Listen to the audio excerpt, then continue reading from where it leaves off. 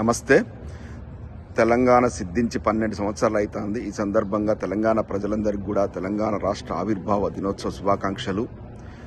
మన కర్మ ఏంటంటే తెలంగాణ వచ్చి 12 ఏళ్ళు అయినా కూడా ఈనాడు తెలంగాణ అనే పదానికి అర్థమే లేదని తెలుగుదేశం పార్టీ నాయకుడు బక్క నరసింహులు అంటే, తెలంగాణ అస్తిత్వాన్ని దెబ్బతీసే విధంగా తెలంగాణ నడిబొడ్డున ఒక ప్రెస్ మీట్ పెట్టి ఇష్టం ఉన్నట్టు తొడగొట్టి జుంపాలు ఊపుకుంటూ ఎవడ్రా నాకు అడ్డొచ్చేది, ఈ తెలంగాణ కూడా భారతదేశం అంతర్భాగమే, నేను ఇక్కడ వచ్చి బరాబర్ కొట్లాడతా, ఇక్కడ బరాబర్ అని ఇది చేస్తా అని చెప్పి రాజకీయం చేస్తా అని చెప్పి పక్క రాష్ట్ర ఉప ముఖ్యమంత్రి పవన్ కళ్యాణ్ వచ్చి తొడగొట్టి మాట్లాడుతున్నాడు.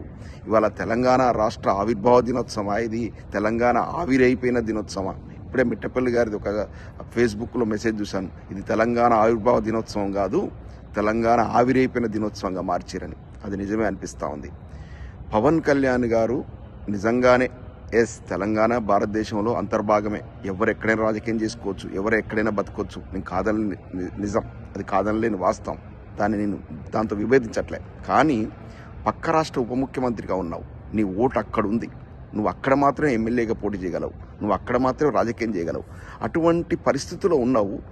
ఒక ప్రాంతంలో రాజ్యం వెళుతున్నటువంటి వ్యక్తి ముఖ్యమంత్రి, ఉప ముఖ్యమంత్రి, మంత్రి ఇంకో ప్రాంతానికి పోయినప్పుడు ఆ ప్రాంతాన్ని గౌరవించడం నేర్చుకో. ఫస్ట్ ఆ ప్రాంతం మీద దండయాత్ర పోయినట్టుగా సవాల్ ఎవరు విసరరు.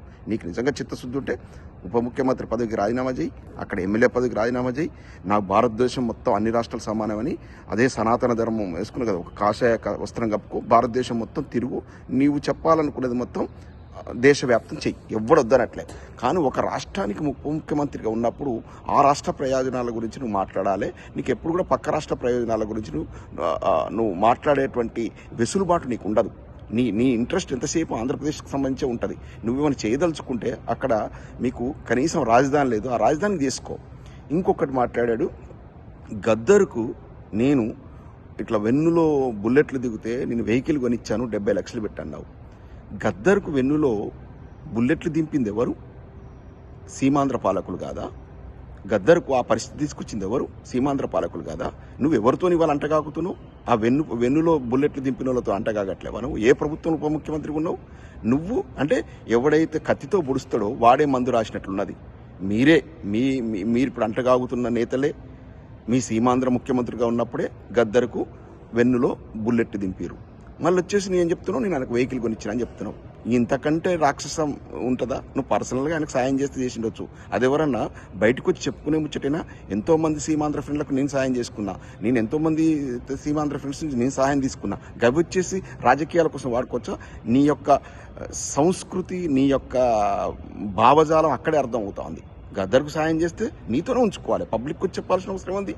నువ్వు పెద్ద ఇది గొప్ప ఉదార స్వభావాన్ని నీ గద్దరికి సాయం చేసిన గొప్ప అని చెప్పుకోవడానిక అక్కడ వాడుకుంటున్నావంటేనే నువ్వు ఎంత నీచుడు అర్థమవుతుంది. నెంబర్ 2, కొండగట్టు అంజన్న టెంపుల్కు నేను టీటీడీ నుంచి 30 కోట్లు ఇచ్చిన అంటున్నావు. టీటీడీ నుంచి 30 కోట్లు నువ్వు ఇచ్చిండొచ్చు.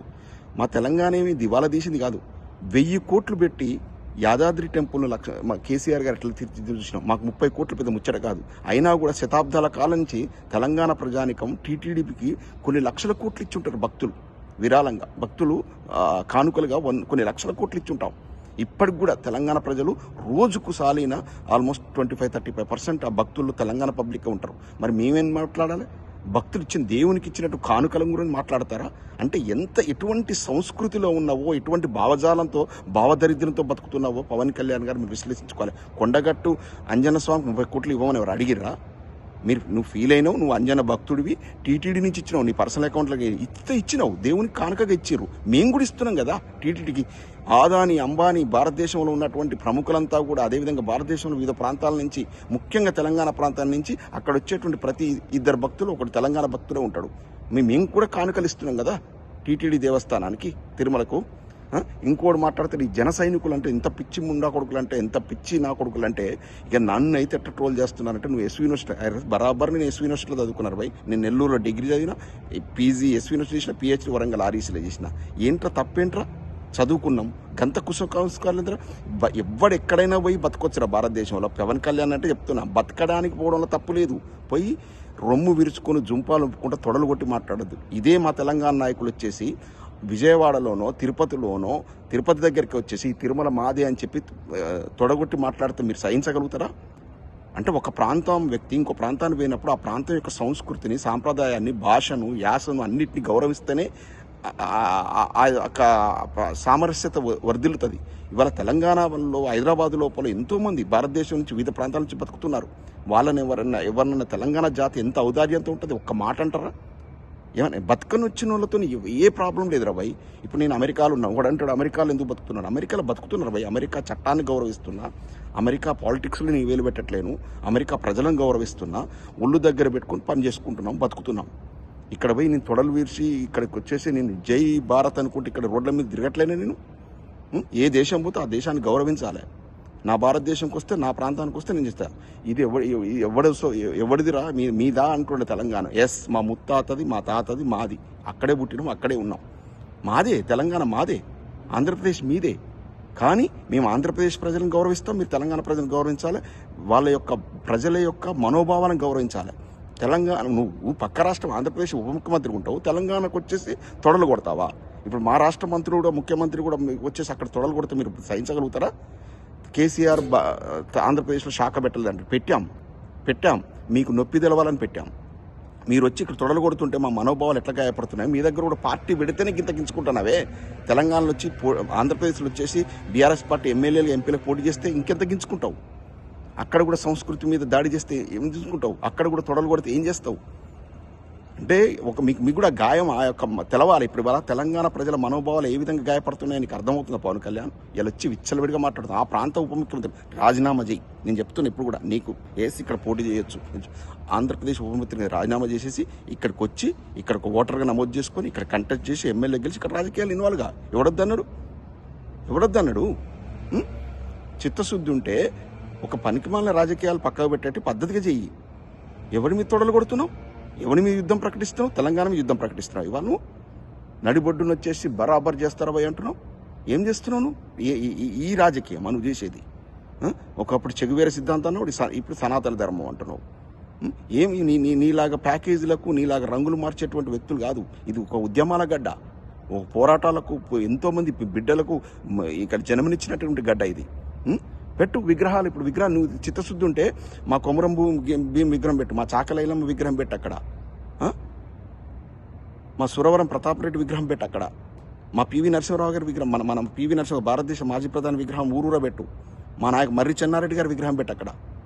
మద్రాసు నుంచి మేము తరివేస్తే ఆంధ్ర వాళ్ళను, మీ నాయకులంతా వచ్చి కర్నూలు పోతే ఆడ కనీసం పోవడానికి బాత్రూమ్లు లేకపోతే హైదరాబాద్ షెల్టర్ ఇచ్చింది. బూర్గుల రామకృష్ణారావు గారు మీకు షెల్టర్ ఇచ్చిండు. తర్వాత ఆయన రాజీనామా చేసి మీ దగ్గర నీలం సంజయ్ రెడ్డి ముఖ్యమంత్రి చేసిండు ఇక్కడ. అటువంటి గొప్ప ప్రాంతాన్ని పట్టుకొని ఇష్టం ఉన్నట్టు మా మనోభావాలు దెబ్బతినగా మాట్లాడితే, నువ్వు ఇస్తే కొండగట్టు అంజన దేవాలయం నడుస్తుందా? మా దగ్గర లేవా? మేము యాదాద్రి టెంపుల్ కట్టుకోలేదా 1000 కోట్లు పెట్టి? మా దగ్గర మాది ప్రపంచంలోనే సుసంపన్నమైనటువంటి ప్రాంతం తెలంగాణ ప్రాంతం. నిజాం వెళ్ళినటువంటి ప్రాంతం. నిజాం కాలంలో ప్రపంచంలోనే అత్యంత రిచెస్ట్ ఏరియా ఏదంటే తెలంగాణ. నువ్వు ఇస్తే మేము బతుకుతున్నట్టుగా చిత్రీకరిస్తున్నావు. నువ్వు ఇస్తే మా గద్దరు జీవించినట్టుగా చిత్రీకరిస్తున్నావు. మేమేం బాంచం ద్వారా మేము బతకట్లే. మా దగ్గర ప్రేమలు అట్లుంటాయి, ప్రేమలు అభిమానాలు అట్లుంటాయి. మేము అభిమానిస్తే ఎస్ బాంచం ద్వారా అంటాం. మేము ద్వేషిస్తే, మాకు ఒకసారి కోపం వచ్చిందంటే అదే వాడిని కాలు చేతులు ఇరగదొద్దాం. అది తెలంగాణ సంస్కృతి. ప్రేమకు లొంగేటోళ్ళం. వచ్చి సవాలు కొట్టి మీ సంగతి చూస్తా అంటే కాదు. బషీర్బాగ్ కాల్పులు జరిపింది ఎవరు? ఎన్టీ రామారావు గారి గవర్నమెంట్ కూల్చింది ఎవరు? కూల్చిన నాదెండ్ల భాస్కరరావు కొడుకుతో కరచాలనం చేసుకుని తిరుగుతున్నది ఎవరు? నువ్వు కాదా? నీ పార్టీలో ఇప్పుడు నాదెండ్ల మనోహర్ మంత్రికి వెళ్ళాడా? ఒక జాతి ఔన్నత్యం కోసం, ఒక జాతి కోసం ప్రాణాలు అర్పించిన వంగవీటి మోహన్ రంగా గారిని మట్టు పెట్టినటువంటి పార్టీతో ఇప్పుడు అంటగాకుతుంది ఎవరు? నువ్వు కాదా? నువ్వు మాకు సంస్కృతి నేర్పుతావు, నువ్వు మాకు రాజకీయం నేర్పుతావు. మా తెలంగాణ ప్రాంతానికి ఎవరితో కలిసి తిరుగుతున్నావు? ఇప్పుడు నువ్వు మోహన్ రంగా గారిని మట్టుబెట్టిన వ్యక్తులతో తిరగట్లేవు. ఆ పార్టీతో నువ్వు అంటగాగట్లో, ఆ పార్టీలో నువ్వు ఉప ముఖ్యమంత్రి వెళ్ళవు. ఇప్పుడు అదే ఎన్టీ రామారావు గారి ప్రభుత్వాన్ని కూల్చిన వ్యక్తి కొడుకుతో నువ్వు ఇప్పుడు కలిసి తిరగట్లేవు. మీ గవర్నమెంట్లో క్యాబినెట్ మంత్రి లేడు ఆయన. ఇట్లాంటి ఒక నీచమైన రాజకీయం చేసే నువ్వు వచ్చేసి తెలంగాణ మీద నిలబడి ఇవాళ సవాలు కొడుతున్నావంటే ఇక్కడ దానికి అనుకూలమైనటువంటి వాతావరణం కల్పించిన కాంగ్రెస్ ప్రభుత్వానికి బుద్ధి ఉండాలి. కాంగ్రెస్ ప్రభుత్వంలో ఉన్నటువంటి పెద్దలంతా కూడా రివ్యూ చేసుకోవాలి. ఇటువంటి వ్యక్తులకు ఇక్కడ అవసరమా అని అసలు మాట్లాడొద్దు అనుకున్నా, కానీ నువ్వు మాట్లాడుతుంటే మా బ్లడ్ బాయిల్ అవుతా ఉంది. ఏం రాజకీయం చేస్తున్నావు నువ్వు వచ్చి తెలంగాణలో కనీసం ఒక వార్డు మెంబర్ గెలగలుగుతావా? ఏం చేసినావు? ఇంతకుముందు ప్రజారాజ్యం పెట్టి ఏం చేసినావు? నీ యువరాజ్యం ఏం చేసినావు? తీసుకెళ్ళి కాంగ్రెస్లో కలుపుకున్నావు. ఇప్పుడు ఏం చేస్తావు? బీజేపీలో కలుపుకుంటావు. ప్యాకేజీలో కాకపోతే డబ్బు సంపాదించుకోవడం కోసం మా దగ్గర భూములు ఇవాళ చెరువును కబ్జా పెట్టావు, కోడి చెరువును కబ్జా పెట్టావు, నడి చెరువులో ఫెన్సింగ్ వేసి ఇక్కడ ప్రభుత్వ భూములను దోసుకుంటున్నావు. చిత్తశుద్ధి ఉంటే అవన్నీ కూడా ప్రభుత్వానికి స్వాధీనం చేయి. ఇట్లాంటి సవాళ్ళు కొట్టుడు ఇట్లాంటివి మాకు కొత్త ఏం కాదు. ఇంతకుముందు కూడా చూసినాం. ఇదేం మాకు కొత్త ఏం కాదు. మీలాంటి వాళ్ళని భర్తం పెట్టడానికి తెలంగాణ ప్రజానికి ఎప్పుడు రెడీగానే ఉంటాం. జై తెలంగాణ.